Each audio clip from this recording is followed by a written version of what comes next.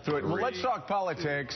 The Democratic race for president's changing this morning, and a brand new Bloomberg poll suggests Bernie Sanders is chipping away Hillary Clinton's commanding lead. In Iowa, Clinton has dropped 7 points from last month, while Sanders has climbed 8 to 24%. That's quite a surge. That is. It must be just strange, like a Sarah Palin-esque thing, right? It's just not serious, right? Challengers Martin O'Malley and Lincoln Chafee made barely a mark. And the race continues to tighten in New Hampshire, where Clinton sees a decline of 6 points, equal to Sanders' 6-point gain. Right? It's just crazy, right, Halperin? It's just, he's not serious.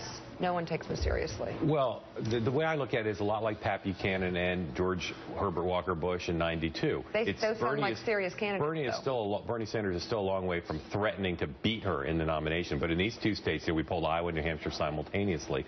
He is now within 25 points of her.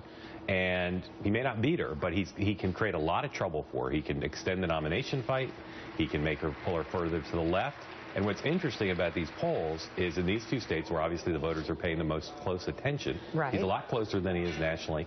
And on things like willingness to fight Wall Street, he's doing better than her in voters' view. And then people say they're voting for him not as a protest because they like him.